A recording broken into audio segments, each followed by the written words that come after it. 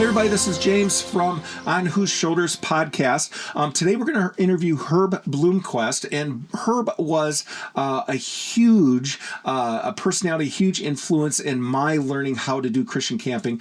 He was at Camp Shamineau for years and years and years as their executive director, and man, does he have some great insights, and he's so relatable to when he's talking about camping. And so I sure hope you enjoy this podcast with Herb today. I am James Rock, and I'm from Trout Lake Camps, and this is my very good friend, Herb, who was at Camp Shamineau for how long? 37 years. 37 years. Wow, that's a long time. And we're going to talk about kind of the history of Shamineau and other camps that Herb was involved in and just kind of how we interact. But I want to start with the first time, I don't think it's the first time we met, but the first time I remember hanging out with you was it would have been 98 or 99. I would have been pretty new to being the program director at Trout Lake. And Jeremy was your program director there. And when I came from Michigan sectional region, where I was at a couple camps in Michigan, we had started a thing called Program Advances, where the program teams from all the different camps would meet once or twice a year. Back then, I don't know how often it was. Now it's for us twice. But and you were the first speaker we all came to Camp Shamineau, a whole bunch of program people, and you were the first guy to stand in front of the Program Advance and tell us all of your knowledge of programming. And in other words, you had no budget, and so exactly free speaking, free food, free everything. Yep. But you told for the first time I heard Say Fun Gospel. And stole that. For the first time, I saw a flat matrix. I'd never seen the flat matrix. That was back then. Yep. And I stole that. And then a whole bunch of other stuff. You had handouts. You had a manual that you gave us. You had all sorts of stuff. And so basically, that first couple years of my being at Trout, I was just stealing every good idea Sham had and putting it into our programming. And of course, all of that stuff I had stolen from somewhere else.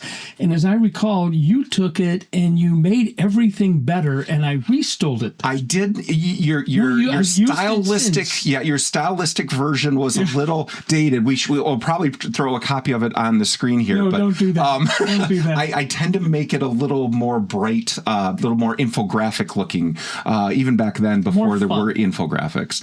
But yeah, I just when you got in the front of the room and told us about how to be a great program director to a room full of a bunch of pretty green program directors, and a lot of those guys and gals that were there lasted a long time in camping, but because Watts was there and so many other Jeremy was still there. There's so many great people in camping that were in that first Minnesota or mini Dakotas program advance, which is pretty cool. So that was the first time we met. I think I suggested that to the cabinet at the it would have been the 99 sectional, and then I think the first one we did was the fall of 99. See, I don't remember the first time I met you. I just assumed you've always been there. Nope. Not well. In how many years at Sham?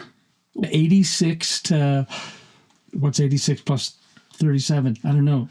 Well, some math, yeah. So I didn't even graduate high school till 88. Oh. But then I was in 88. I was the program intern for Bear Lake Bible Camp, way back then. But that's a nice long time that you were been at Shamineau. But go back a little bit first. Before Shamineau, where were you at? What did you do? I worked for a men and boys program, like a Christian version of Boy Scouts. It was called Christian Service Brigade. Mm-hmm. That still exists.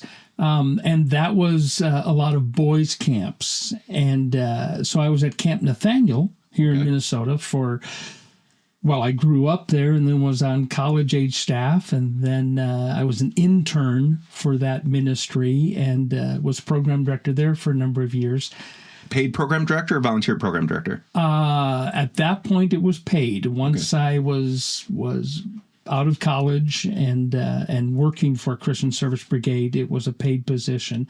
But you're right. All through high school and college, it was not. Yep. And then when I was at the home office of Christian Service Brigade, I worked at several different boys camps, Coscatoa and Stony Glen and Hidden Lake. So yeah, kind of all over the country. Are those still out there? Like Nathaniel's still there? Nathaniel's still there, doing great. The other camps are still doing great. So yeah. So how did you get from Nathaniel to Shamineau? Because you started there as program? Yeah, I started there as program at Nathaniel. It's kind of a sad story. A friend of mine applied for the position of program director at Camp Shamineau, and I said, Camp Shamineau, I know those guys. That's the denomination that I grew up in, and I knew the director. And so I wrote the director and said, hey, there's a guy that's applying that needs to, you ought to think about him. He's a friend of mine. Uh-huh. And they hired me instead. I hadn't planned on it. Yeah. I'd written a letter of reference for somebody else, and the director said, well, that's nice, but what about you? Yeah, that worked out well. Yeah. A week and a half later, we were there. Okay, so Shamineau now is a big kind of multi-site, lots going on. Yeah. What was it there in your start at Shamineau? It was one site. The summer had probably 8, 9, 10 weeks of summer camp, and then a couple of retreats kind of on the shoulder seasons. I think we had one winter retreat, but yeah, the place pretty much shut down in the winter time, and which meant as program director, you were busy planning for the next summer and helping plow roads and feed horses. And, writing curriculum, finding staff. Well, and working in the kitchen, during the down season. Wow. Did you go from program to on-site to executive? What was the middle? Yeah, there was no middle. It was from program, but then program, of course, had grown tremendously. So we had assistant program directors, paid positions then, and interns. And then when Dave left, camp went through a little bit of a transition with a couple of interim directors, and then a short-term full-time guy. And then the board said, we need you to be executive director. What year was that? Oh, boy, that was... I don't know, 83 maybe, something like that. So you were a very young executive director. I was a young executive director, and I told the board I would do it for 3 years. Oh, perfect. That worked out well. Only. Yeah. Because I wanted to do program. I wanted to go back to program. What they informed me later is they didn't tell me which 3. So you just keep going and going and going. I think I only know of a couple ex-program directors that became executives or on sites that didn't every day wake up and wish they were program again. Me as well. Yep. I mean, you miss that program position kind of forever. Well, and so that then really informs, though, as you know, as executive director, if you've got that program mindset. In fact, that's that whole. I suppose now we're going to have to put that infographic up. That whole flat matrix thing is that the reason I have a job as director, the reason you have a job as director, is because we have program. Everything centers around that. Now, all of the other parts of camp inform, what program can do or should do. My experience, late 80s, early 2000s, was that. Or early 90s was, and again, maybe it was just the camp I was at the time, but it was maintenance was running the show. Was that kind of the deal when you first? So when Flat Matrix, you stole that from somebody else. I stole that from John Ashman. So give credit where credit's due. Was that a battle going on at Sham between the facilities and the program, and what was the driver of the camp, or was Shamineau pretty program centric from the start? I think it was pretty program centric, but of course, maintenance, and as it should, maintenance has a huge voice in that. But then it becomes a personality thing. If you have people in maintenance, which we eventually did, that saw camp not as a museum, but as a tool, and knowing that if you're going to have kids, stuff is going to get broken. Yep. And that in fact, well, we made a joke of it. That became job security. As long as we have kids, I will need maintenance because they're fixing things. But when maintenance or any other part of camp begins to see that we aren't building a building, we're creating an environment where a counselor is going to sit down with a kid and share the gospel. Yeah. I mean, that's the most important thing. So buildings better help do that. Meals better help do that. Yeah. And now they become part of the reaching a kid for Christ. Was that a hard thing to get across to your staff, or was that taken pretty easily back in the day, in the early days of Shamineau? It depended on the staff person. It depended on the staff person. And, we've all had that where, sometimes it just takes some people a little more time to understand that, no, it's all about kids.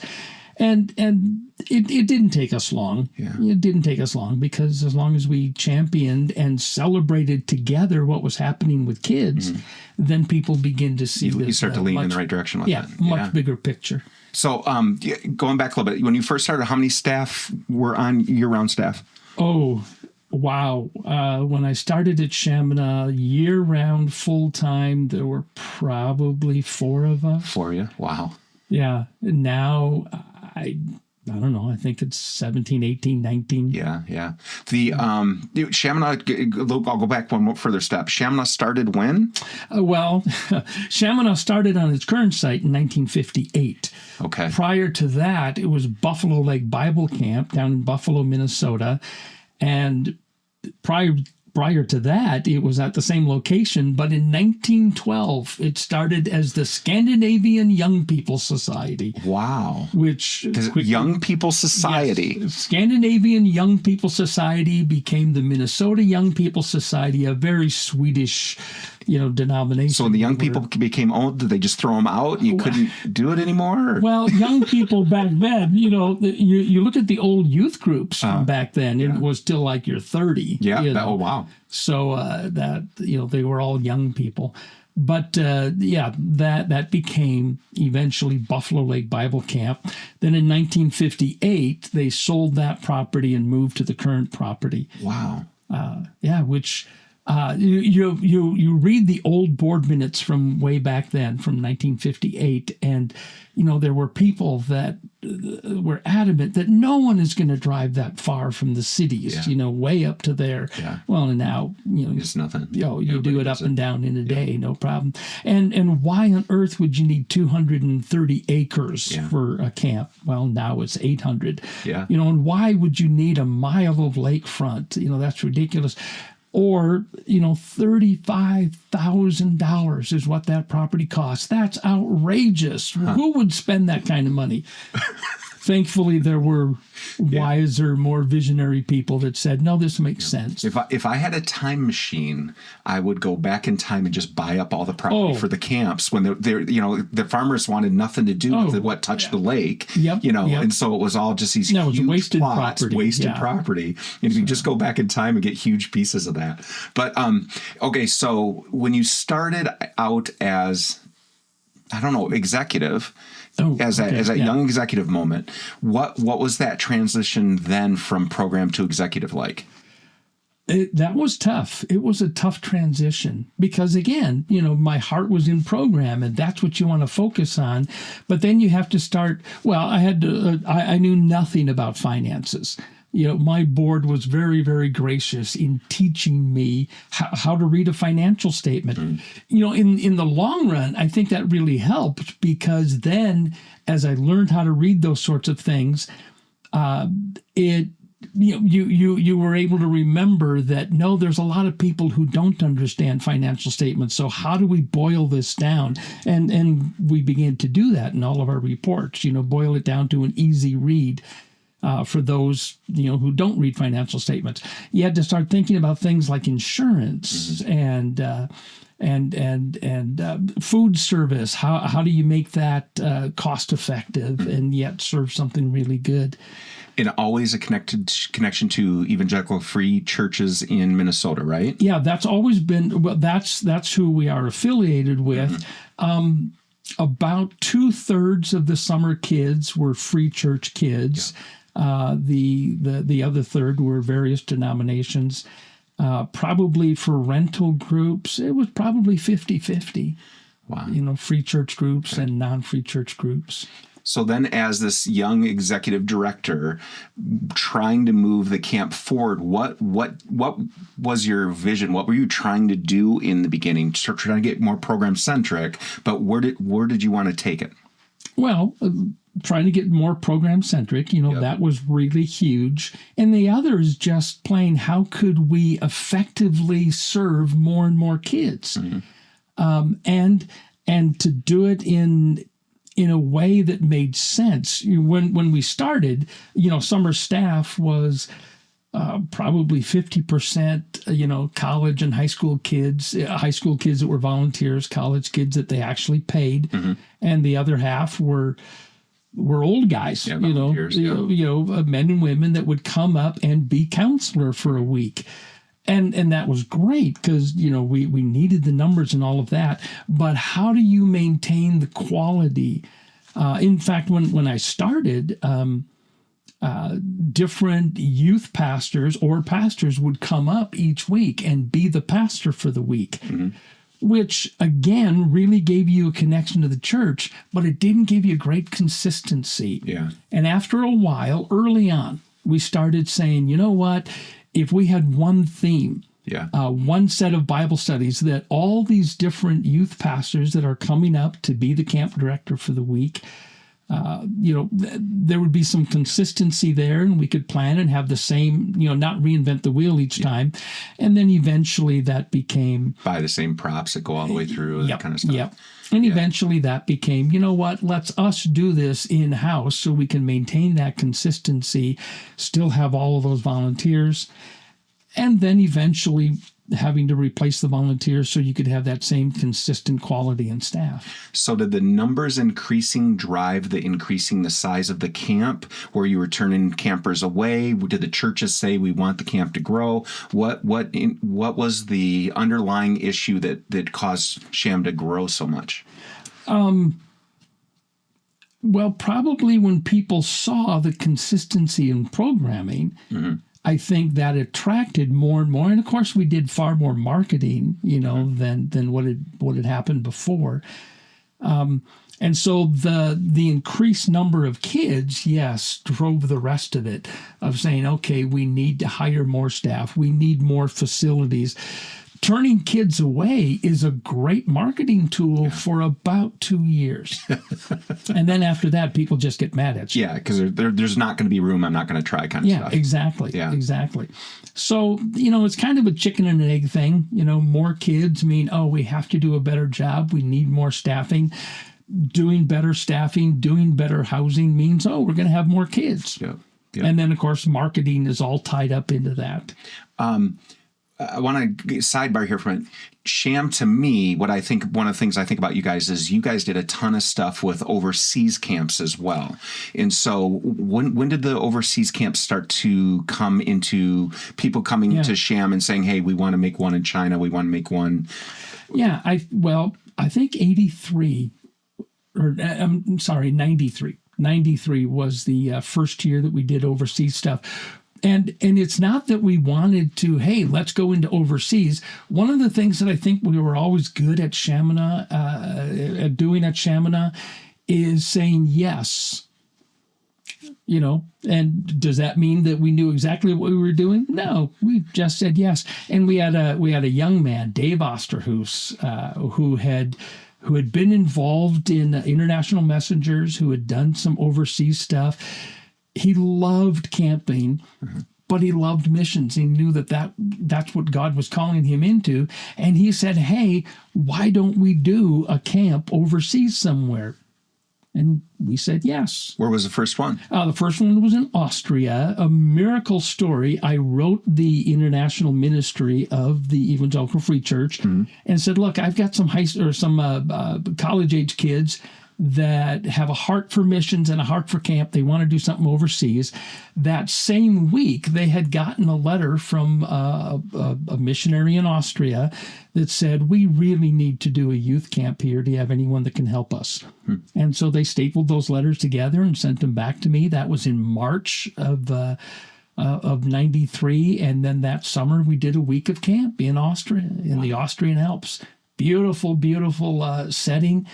And just immensely successful in helping those missionaries there and beginning to have an impact in youth there.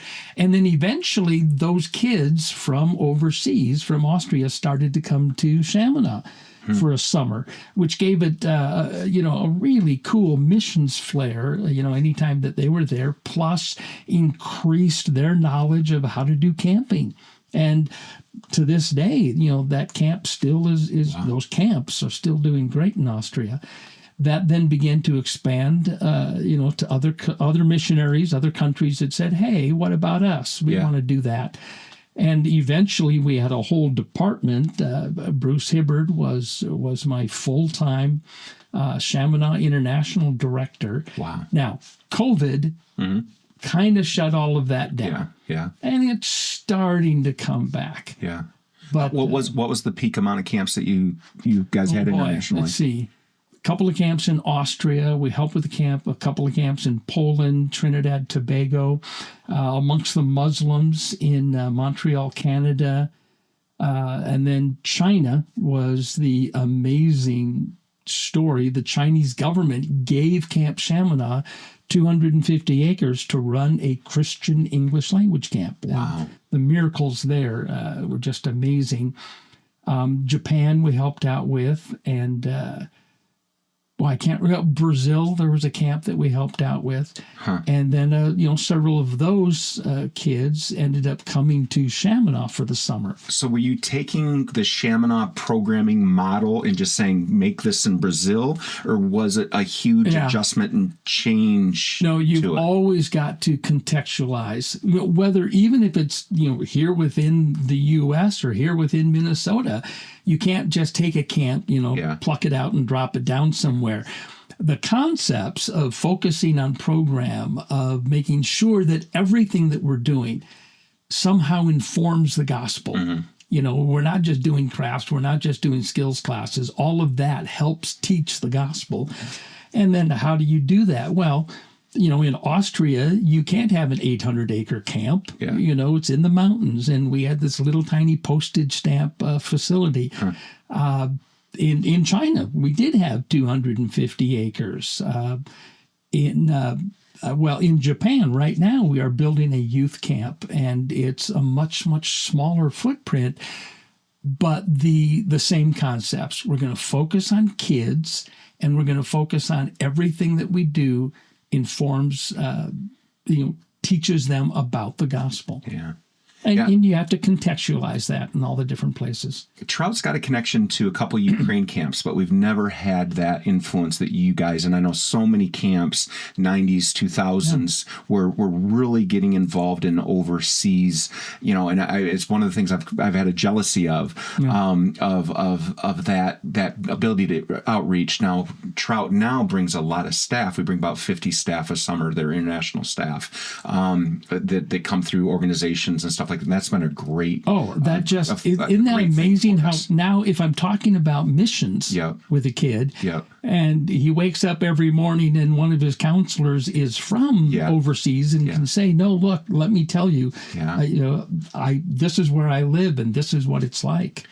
How I'm trying to figure out, when you get into those countries like China, and it's here, learn English, but we're going to teach you the Bible on the side. Was that a scary thing?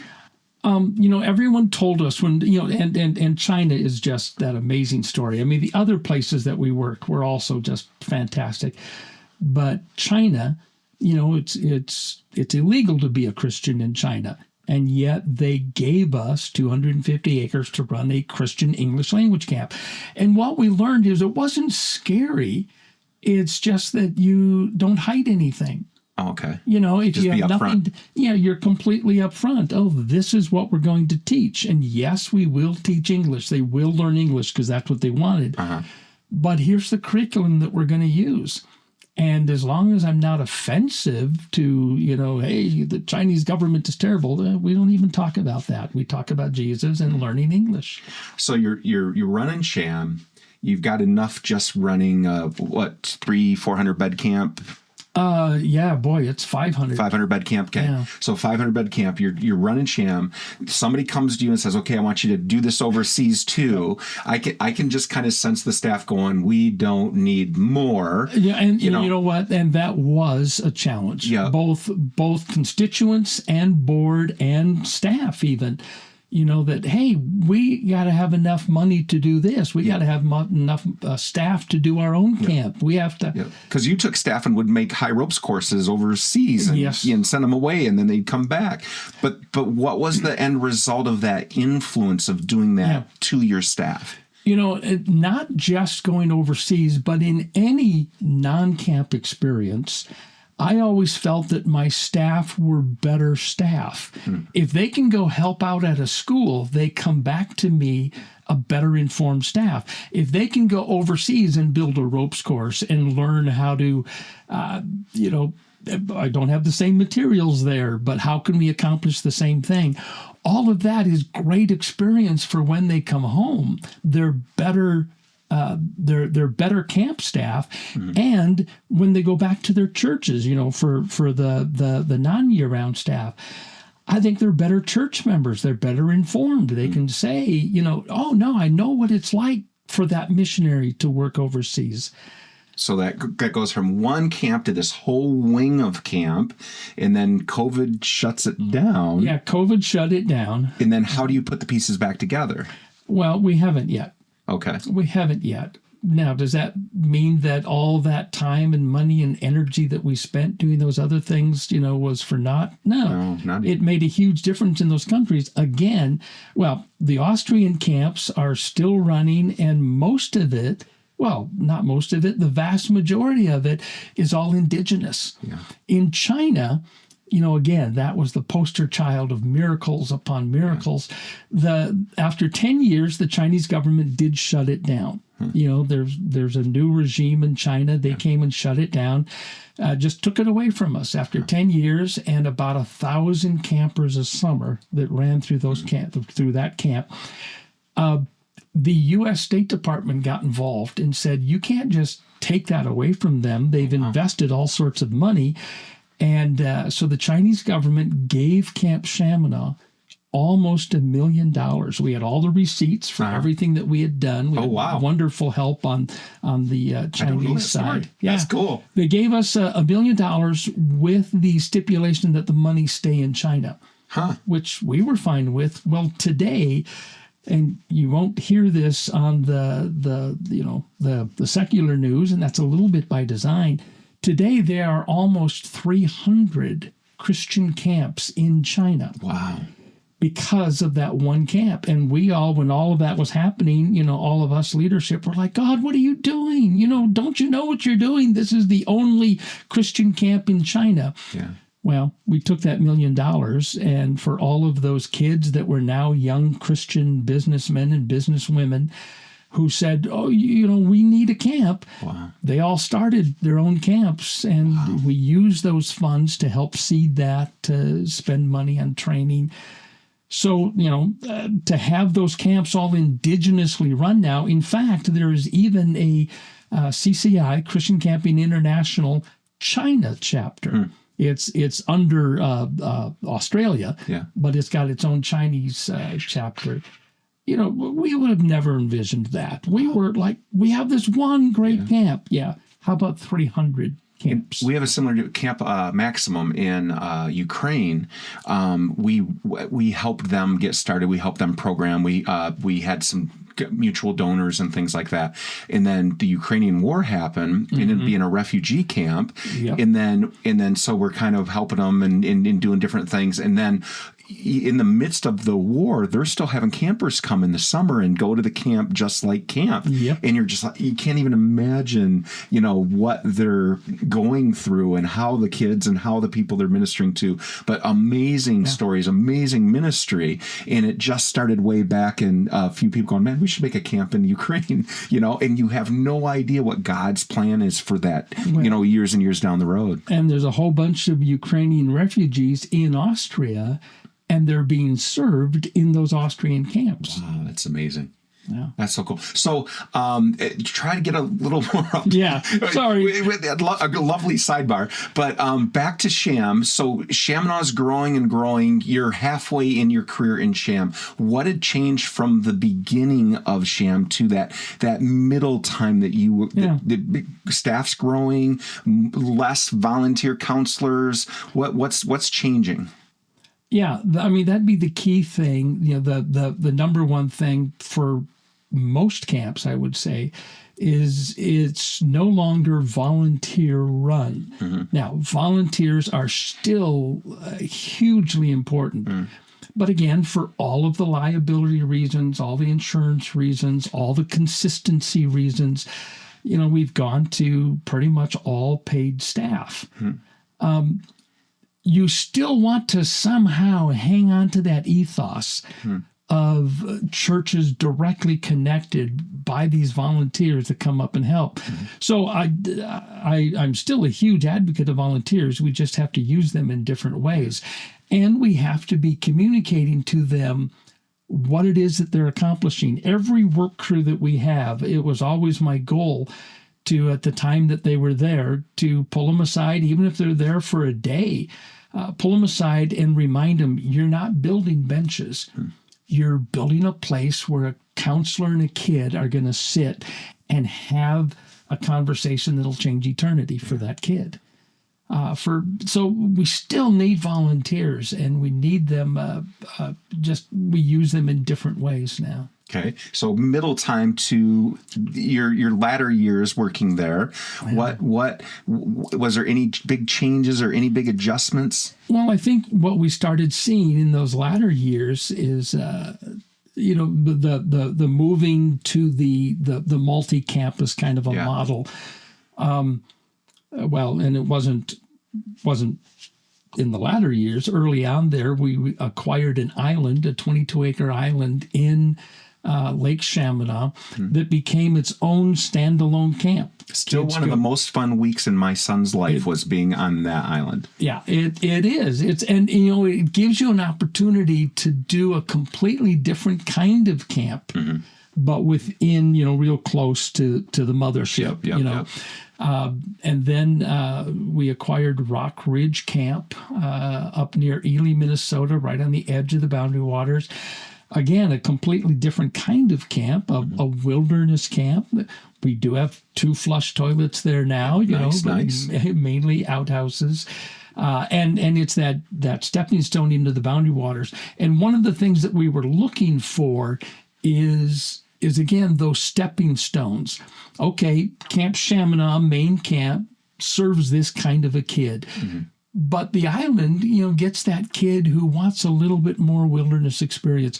Rock Ridge gets that kid that wants a true wilderness experience and the ability to go into the Boundary Waters for week-long canoe trips, that sort of a thing. So we began looking for ways to expand camp, not just in what we do at Shamineau. Early on it was, maybe we can increase some shoulder season things by doing retreats that only require a little bit of heat, and that sort of a thing. To year-round, facilities at Shamineau, but then doing the same with the other camps. We can do a little bit of a wilderness experience on the island, but it's real safe. It's close to camp, close to the mothership. We have this opportunity to do something up in the Boundary Waters that is a true wilderness camp. And then doing the same with some of the programs. Shamineau has always had a huge horse program. Well, to go from introducing kids to just a trail ride, I can go to camp, I can go on a trail ride and have that horse experience. to, I can take it as a skills class and do every day, learning more about horses. I can do a week-long horse trip and really introduce kids to a whole different style of camping. I think one of the purposes behind this whole podcast is saying, okay, this is where we started. This is what it became. I'm not sure people understand that first time you go, hey, what if we did a horse trip and we had them go off grounds and ride their horses to Timbuktu and camp out on the way there, camp out on the way back. The fear, the worry, the will this work? Will anybody sign up in those early moments of creating things that people go, we've always had the horse camp. They've always done the trip day. All of those, and you know this from your own experience, all of those fun conversations of, hey guys, what if? Yeah. And running with that and playing with that. One of the things, taking this a little different direction, one of the things that drives me crazy is when new young people in camp say, I know, I'm going to go start a camp. Yeah. It's like, you know what? You don't start with a Trout Lake. You don't start with a Shamineau. You say, okay, what can we do right now? And then how can we expand that a little bit? Go for the low-hanging fruit. Go for, probably getting too detailed here, but I work with some smaller camps all the time. They're like, well, we need a year-round facility. Oh, you have no idea how expensive that is. Start with those shoulder seasons. What takes just a little bit of heat? How long, if I heat the bathrooms, I can keep them going, till the end of November. You don't start with, hey, I need a year-round facility that I can use in January. Well, that's a great idea. It's a great place to maybe start heading. But what are the easy stepping stones towards that? It's really interesting. That growth doesn't happen overnight. Feel really good about what I've got now and what can I do with that now. And embrace that and feel good about that. And then once I've maxed that out, then start to expand in the easy steps. Now you've been retired from Sham for a short time, a couple of years now, right? Year? Well, I think it's been 3. 3 years? Oh, that's more than I thought. So what do you think is the upcoming changes that are going to happen in camping? Oh boy. Man, that's a really hard question. In some ways, I think camps need to look back a little bit and say, okay, what were we before we got here? Or what got us here?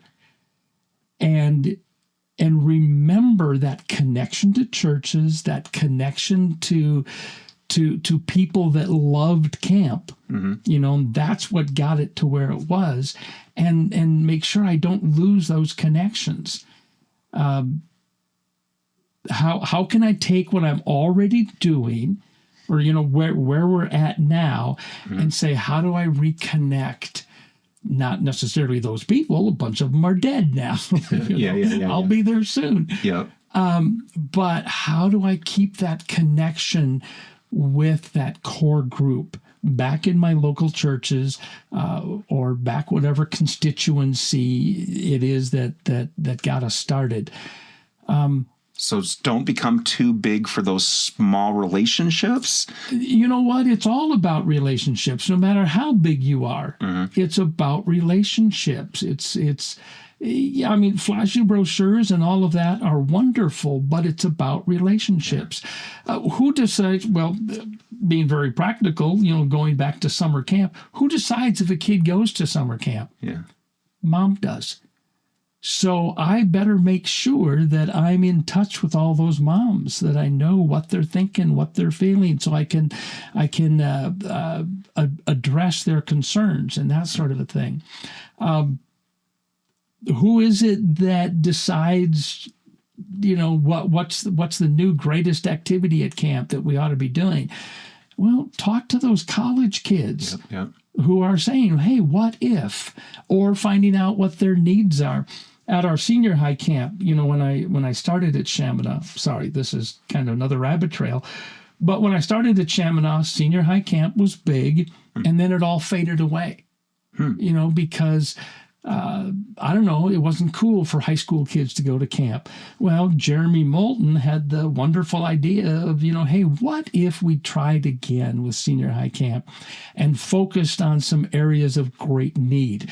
Well, one of the huge areas of needs was, just some better Bible literacy of, understanding. So, okay, let's do a camp that really focuses, not just on fun and games, although they come for the fun, but they stay for the relationships. So let's do a camp that really focuses on their spiritual needs. And then we found out, in addition to that, I got a whole bunch of kids that don't know how to change a tire, that have never looked behind the little plastic plate on the light switch, that have never barbecued, have never, and let's start adding those sorts of things in there. Well, senior high camp grew like crazy.